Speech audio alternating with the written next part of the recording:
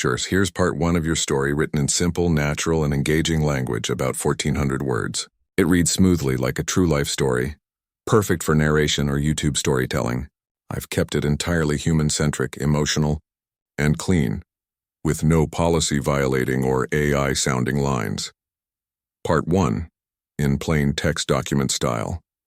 It was a quiet evening in a small town where life usually slowed down after sunset. The kind of town where people knew each other by name, where the same folks came to the same bar every Friday just to talk about old stories, laugh, and shake off the week's worries. The bar sat at the edge of the highway, its neon sign flickering softly in the fading light. Inside, a few regulars were seated along the counter. The sound of a jukebox played a gentle country tune in the background. The smell of grilled burgers and fried onions filled the room.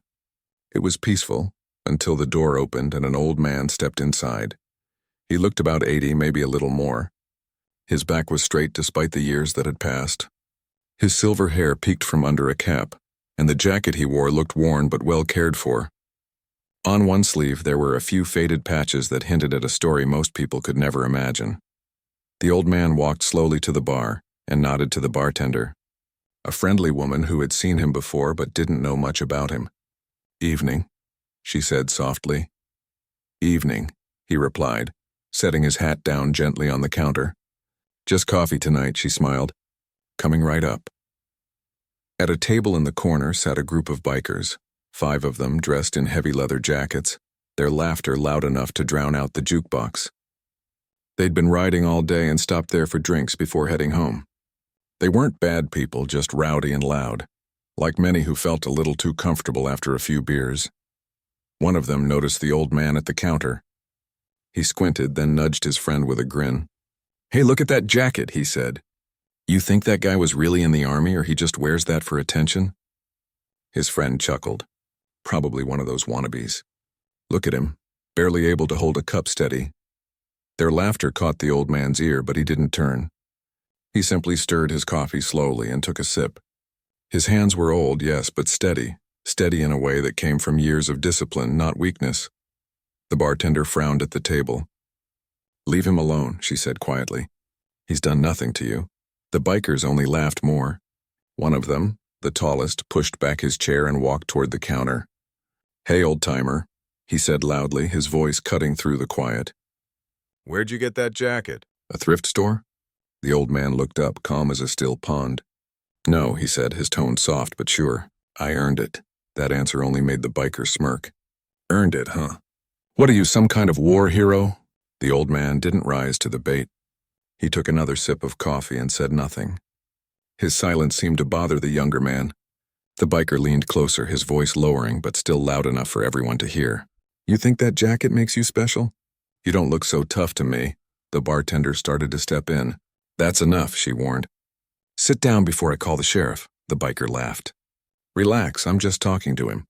Then, without warning, he gave the old man a shove on the shoulder, not hard enough to knock him down, but enough to send a ripple of shock through the room. The bar went silent. You could have heard a pin drop. The old man didn't say a word. He looked down at his coffee, then at the handprint on his jacket. His eyes, sharp and steady, lifted to meet the biker's. For a moment, the younger man saw something there that made him step back just slightly. It wasn't fear in the old man's eyes. It was something else, something deeper. Something that told him this man had seen things far worse than an evening argument in a small-town bar. After a pause that felt too long, the old man reached into his pocket, pulled out a few bills and set them on the counter. "Keep the change," he said quietly to the bartender. Then he picked up his hat, placed it gently on his head and walked out without another word. The door creaked shut behind him. For a while, no one spoke. The jukebox had stopped, the laughter was gone, and the sound of the biker's own breathing suddenly seemed too loud. The bartender gave the biker a cold stare. "You're proud of that?" she asked. "You just shoved a man old enough to be your grandfather." He shrugged, though his voice was quieter now. "He'll live." But something about the look in that old man's eyes stayed with him. It wasn't anger. It wasn't fear. It was calm, like the kind a soldier wears when he's already been through the worst life can throw at him. Outside, the night was cool and still. The old man walked slowly to his truck parked under the streetlight. It was an old vehicle just like him, worn out but still running. He sat behind the wheel for a long moment before turning the key. The radio came on softly, playing a song that brought back memories, faces, places, and names from long ago. He drove down the quiet road, passing fields and trees until the lights of the town faded behind him. After about 10 minutes, he turned onto a narrow gravel path that led to a small cabin tucked behind a line of pines. The cabin looked simple, but inside it was filled with history. On the wall hung pictures of young men in uniform, smiling despite the dust and the danger in their eyes. There were medals too, and framed letters, and a folded flag that he kept on a shelf with the utmost care. He set his hat down and sat in his old armchair, the one by the window. For a long time he didn't move. The sound of crickets filled the quiet. Then slowly, he leaned forward and opened a small wooden box on the table. Inside was an old military radio, one that hadn't been used in years. He ran a hand over it gently, like someone touching an old friend. Then he switched it on. A small green light flickered to life. For a moment he hesitated. Then he pressed the button and spoke softly into the receiver. "Eagle 1, he said, his voice calm.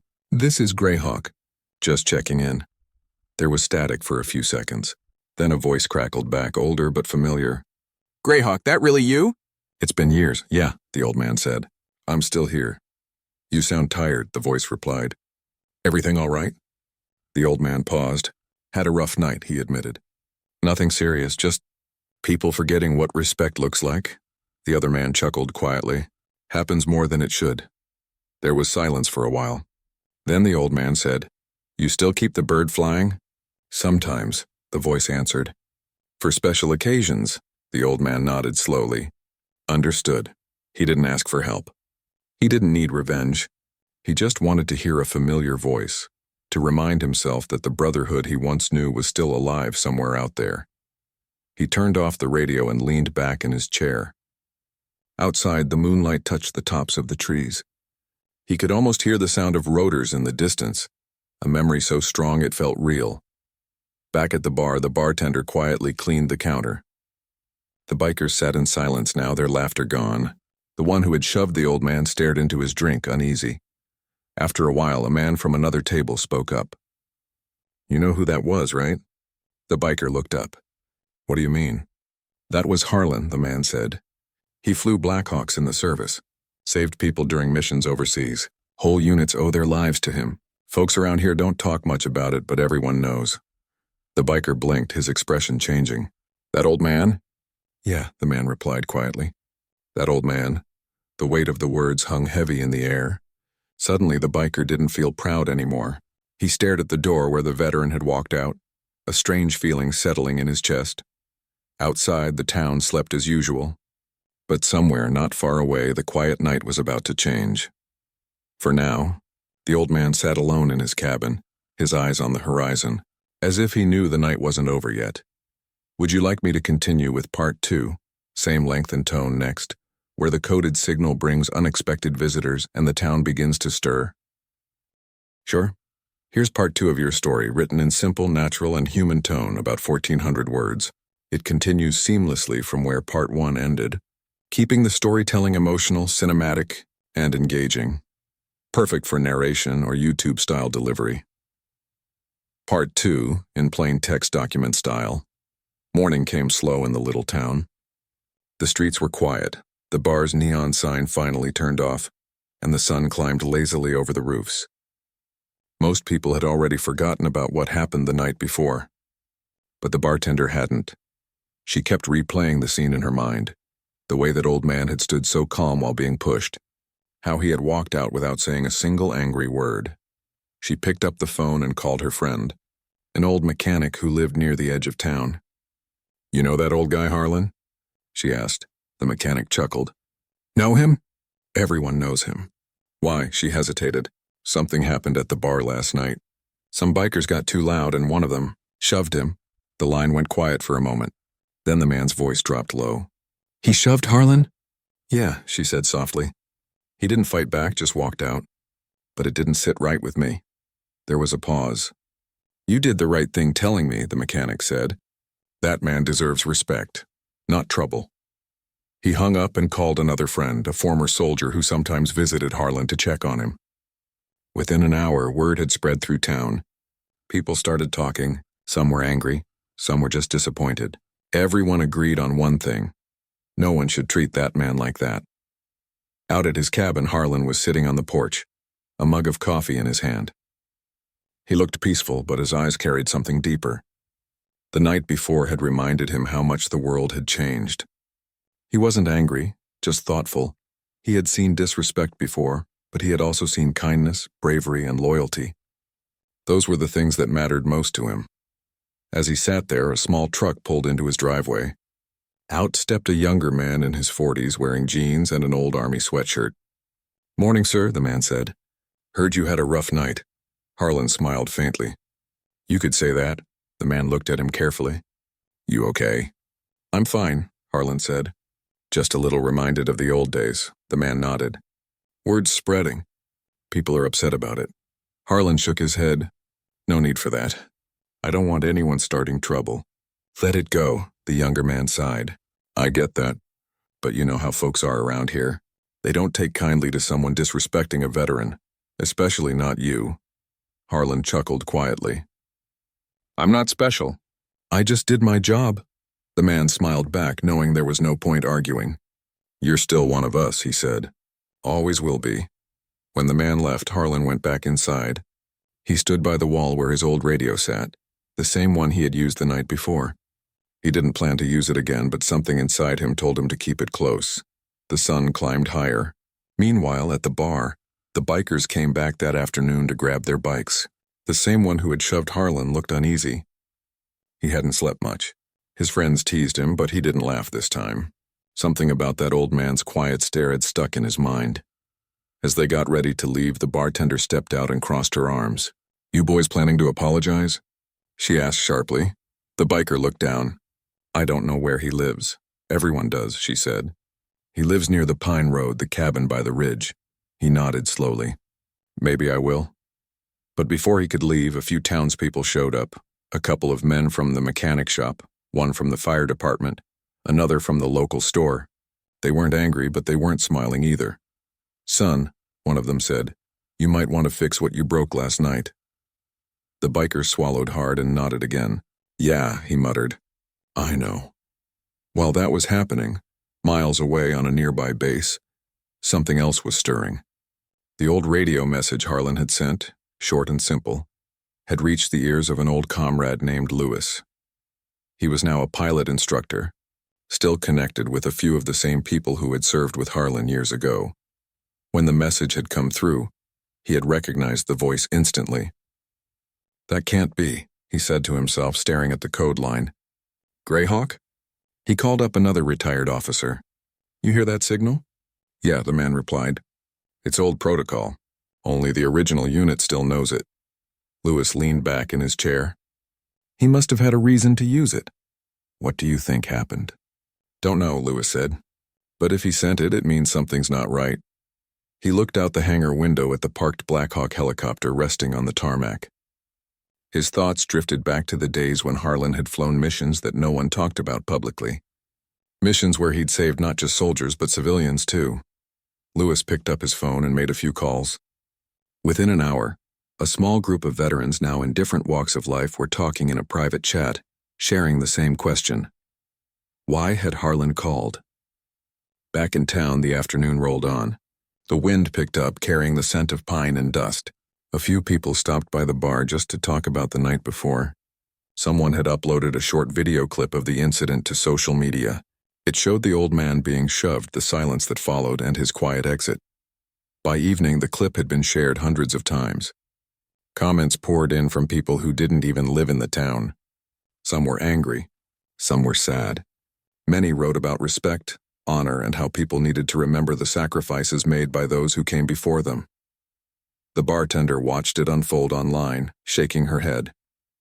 She hadn't meant for it to spread that far, but she couldn't deny that it carried a message people needed to hear. As the sun began to set, a low rumble echoed in the distance. At first, people thought it was thunder. The sky was clear, though, and the sound didn't fade, and it grew stronger, deeper. Some of the townsfolk stepped out onto their porches, looking toward the horizon. Out at the bar, the biker who had started it all stood next to his bike, staring up at the sky. "You hear that?" he asked his friends. They nodded, confused. "Yeah, sounds like a helicopter." The bartender came outside too, her hand shading her eyes. "That's not a news chopper," she said slowly. "That's a military bird." Everyone stared as the sound grew louder. The sky began to tremble with the steady, powerful beat of rotor blades. A few seconds later, a large, dark helicopter appeared over the trees. A Black Hawk, low and fast, glinting in the fading sunlight. It circled once over the bar before slowing down and hovering nearby. Dust and leaves flew everywhere. The bikers stepped back, shielding their faces. The townspeople who had gathered looked on in disbelief. The pilot's door opened and a man stepped out. Tall, dressed in uniform, wearing dark glasses. He wasn't there for show. He was there for purpose, inside the cockpit. The co-pilot held up a photograph, a picture of Harlan from years ago, standing in front of a similar helicopter with his crew. Back at the cabin, Harlan was standing outside watching the same sky. He could hear the familiar rhythm in the distance and smiled faintly. He didn't expect them to come. He hadn't asked for that. But somehow they knew. A pickup truck pulled into his driveway again. It was the younger veteran from earlier, out of breath. "Sir, you seeing this?" he asked, pointing to the horizon. "They're landing at the bar." Harlan didn't seem surprised. "I suppose they are," he said softly. "Old habits die hard." The younger man grinned. "You really called them, didn't you?" "I just sent a hello," Harlan said with a small smile. They chose to say it in person. The two of them got into the truck and started driving toward town. The closer they got, the louder the sound became. When they finally pulled up near the bar, a crowd had already gathered. The Black Hawk sat in the open field beside the parking lot, its blades slowing to a stop. The dust settled. People whispered, taking photos and videos, not quite sure what to think. The soldiers who had arrived weren't armed. They weren't there to intimidate anyone. They were there for something else, to show unity, to stand by one of their own. The biker who had caused the trouble stood frozen, his heart racing.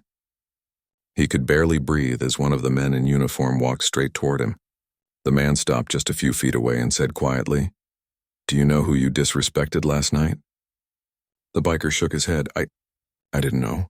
The man took off his sunglasses. "Now you do." The biker lowered his eyes.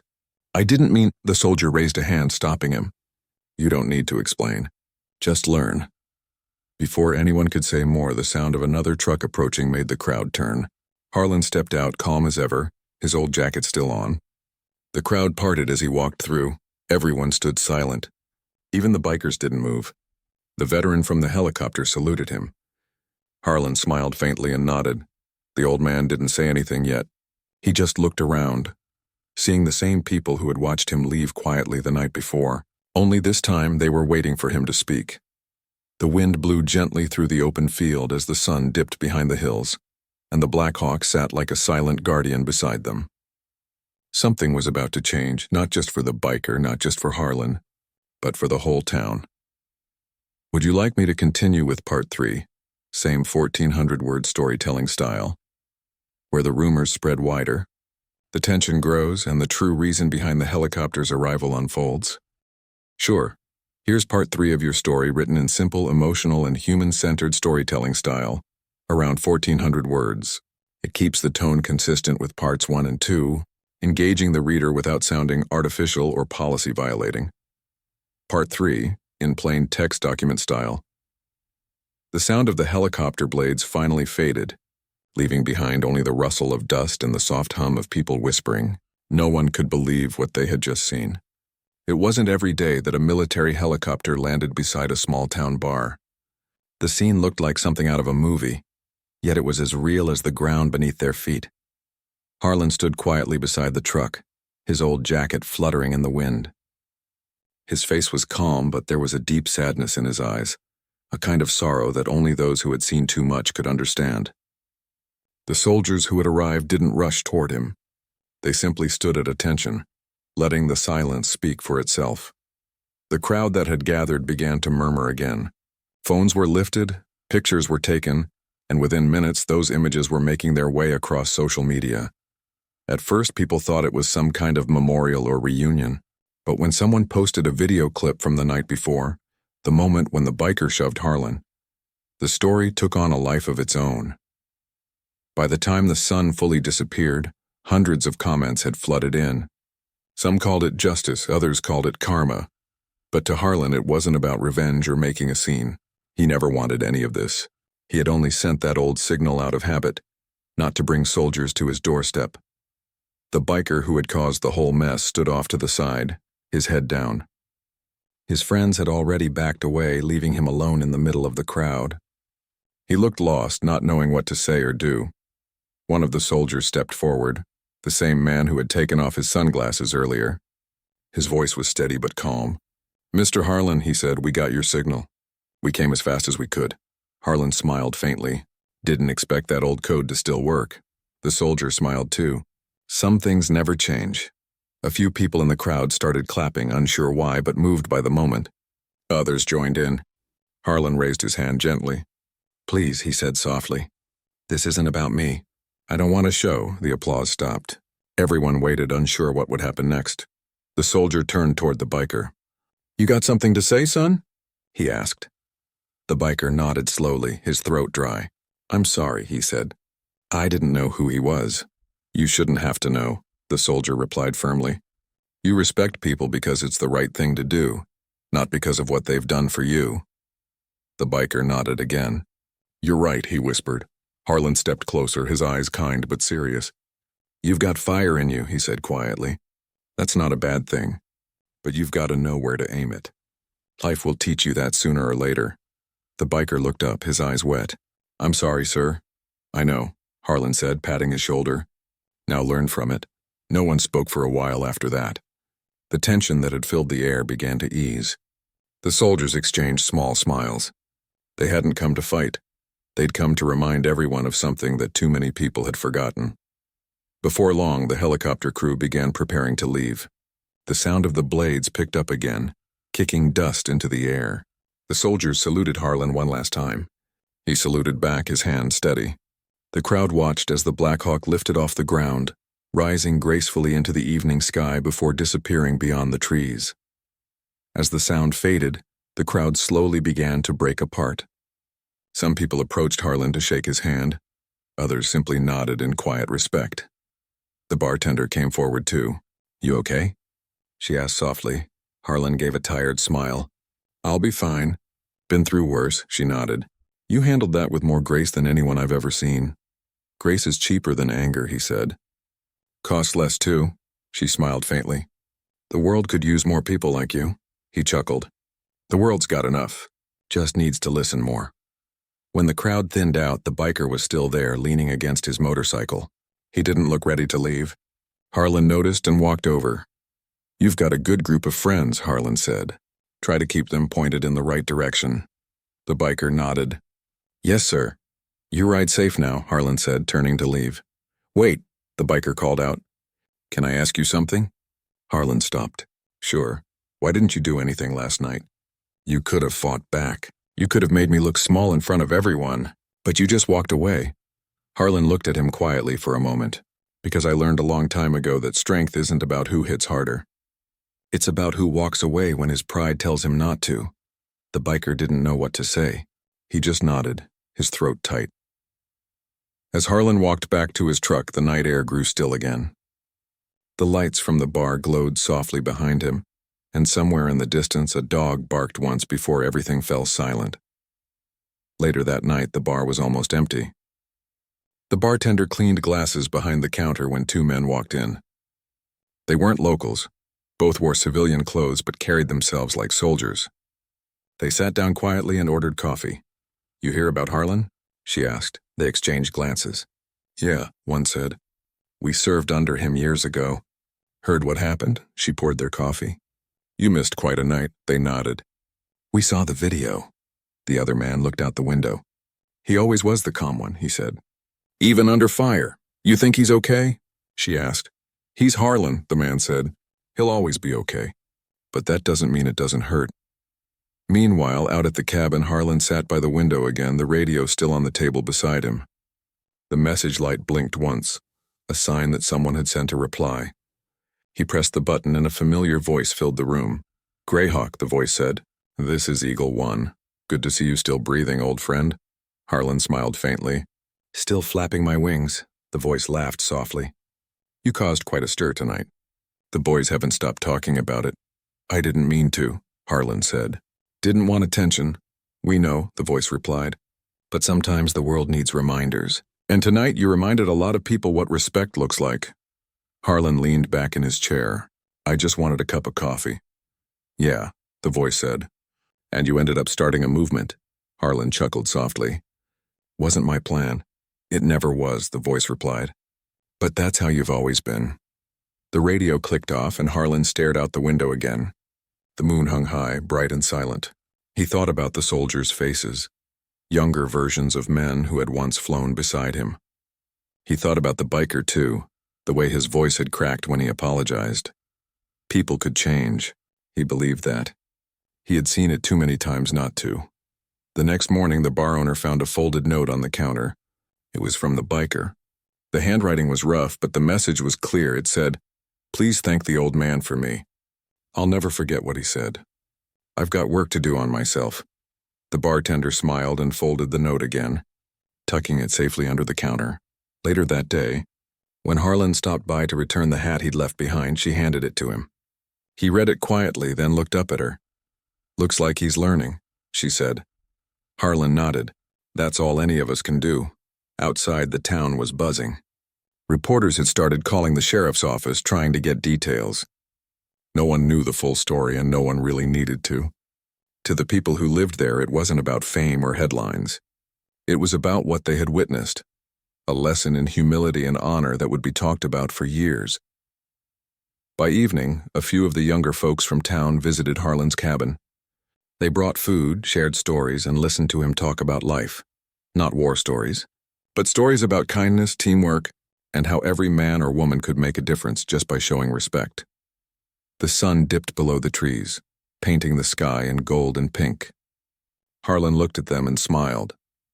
"You know," he said quietly, "it doesn't take a uniform to serve your country. Sometimes it just takes a heart willing to do the right thing when no one's watching." The group fell silent, letting his words sink in. As night came again, the sound of the wind moved softly through the pines. Somewhere far away, the faint hum of another helicopter passed through the sky, reminding Harlan of the brothers and sisters still out there, flying under the same sky he once did.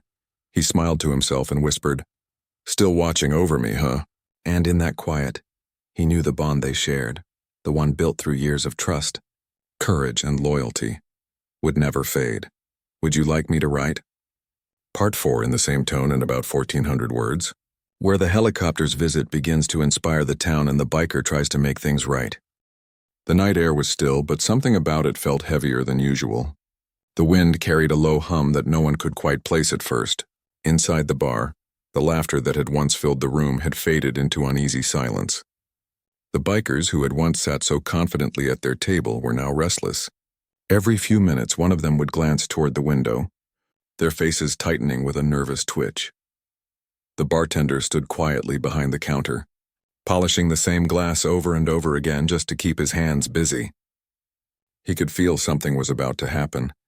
He didn't know what, but he knew it had to do with the old man who had left just an hour ago.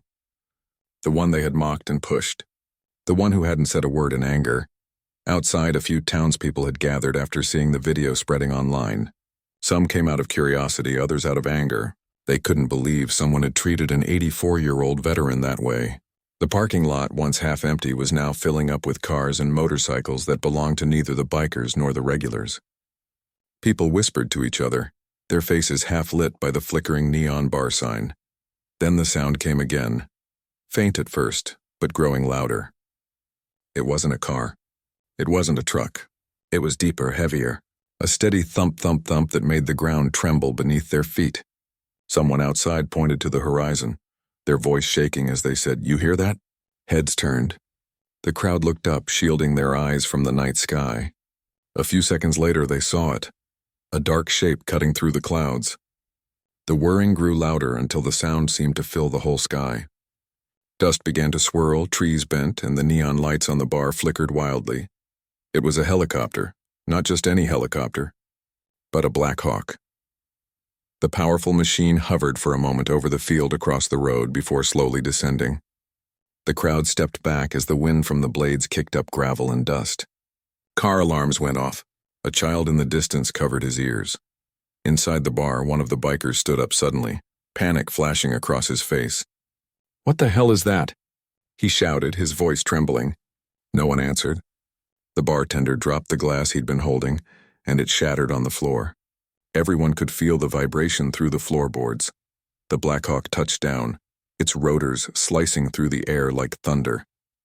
The side door opened and several figures stepped out, men and women in dark uniforms, not carrying weapons but standing tall with the kind of posture that only comes from years of service. The leader of the group was a man in his late 40s. His uniform was clean, his expression calm but firm. His eyes scanned the bar, then the crowd. Without a word, he started walking toward the entrance. The sound of his boots on the pavement was slow and steady, but every step felt heavy with meaning. The townspeople moved aside instinctively, giving him room. The bikers inside watched through the windows, frozen. When he pushed the door open, the bar went completely silent. He walked straight in, his voice calm but full of command. "Where's the man who laid hands on a veteran tonight?" No one moved. The room was tense enough to cut through. The bartender looked toward the group of bikers, his face pale. Rick, the biker who had shoved the old man earlier, tried to stand up straight, pretending to be unbothered, but his hands were shaking slightly. "What's this about?" he asked, forcing a laugh that sounded nothing like confidence. The man in uniform didn't smile. "You know exactly what this is about," he said quietly. "That veteran you pushed? He's one of ours." A murmur went through the crowd. Rick blinked, not sure what to say. "Look, it was just a misunderstanding." "Misunderstanding?" The man's voice grew sharper, though he didn't raise it. "That man served his country before you were even born. He risked his life so you could sit here tonight and enjoy your freedom. You don't have to like him, but you will respect him." The air in the bar grew still. No one dared to speak. One of the bikers beside Rick looked down, guilt washing over his face. The others avoided eye contact altogether. Outside, the townspeople watched through the windows. Some began recording on their phones, though the soldiers ignored them completely. They weren't there for show. They were there for their brother. The man in uniform turned toward the bartender. "Is he all right?" he asked. The bartender nodded nervously. "He went home. Looked pretty shaken up, but he didn't say much." The man nodded. "That sounds like him," he said softly. "Never wanted trouble, even when he had every right to stand up." He looked back at Rick. "Do you even know who he is?" Rick didn't answer. "That man flew rescue missions in 2 wars," the officer continued. "He saved over 50 soldiers from behind enemy lines. He never bragged about it, never asked for attention. He just did his duty. And tonight, he walked into this bar, a place he used to come to after long shifts when he was half your age, and you shoved him for wearing the same jacket that kept your world safe." Rick swallowed hard. His eyes flicked toward the floor. The officer sighed and shook his head. "You're lucky he didn't press charges. But I'll tell you this, he doesn't need to. He has people who will always have his back." Just then, the door opened again. Everyone turned. It was the old man, Harlan, standing in the doorway. His coat was zipped up, his hat pulled low. His eyes met the officer's first, and the man gave him a respectful nod. Harlan walked slowly toward the center of the room. The sound of his boots echoed softly on the wooden floor. The entire bar seemed to hold its breath. He looked around, his eyes calm and steady. When he spoke, his voice was low but strong.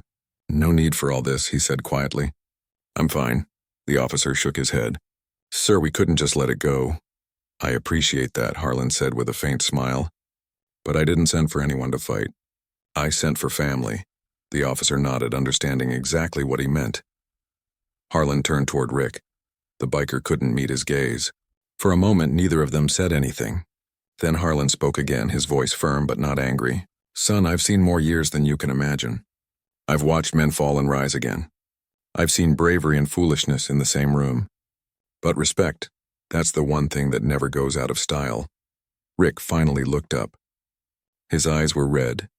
"I'm sorry," he muttered. Harlan nodded. "Good," he said. "That's all I needed to hear." The officer placed a hand on Harlan's shoulder. "You ready to go home, sir?" "Yeah," Harlan replied softly. "It's been a long day." He turned back to the bartender. "Coffee's on me next time." The bartender smiled faintly. "You got it, sir." As Harlan walked out, the crowd outside stepped aside again, silent in respect. The soldiers followed him, their boots moving in perfect rhythm. The helicopter's blades started spinning once more, stirring the air into a wild dance of dust and sound. People raised their phones, trying to capture the moment. But no camera could truly capture the feeling, the awe, the pride, the humility. Harlan climbed aboard with the help of one of his old squad mates. Before stepping in, he looked back at the bar. For a brief second, his eyes met Rick's through the window. He nodded once, then disappeared into the helicopter. The Black Hawk lifted off slowly, its lights cutting through the night. The crowd watched until it became a fading shadow against the stars. When the sound finally faded, everyone just stood there, not quite sure what to say. Inside, the bikers sat in silence. Rick ran a hand over his face, his voice trembling. "I didn't know," he whispered. The bartender walked over, set a glass of water on the table, and said quietly, "Now you do." Outside, the neon sign flickered again, casting a warm glow over the empty parking lot. The dust began to settle, but the memory of that night would never fade from anyone's mind. In just a few hours, the whole town had learned something powerful, that respect is earned by sacrifice, and no matter how old someone may be, some people will always command the sky.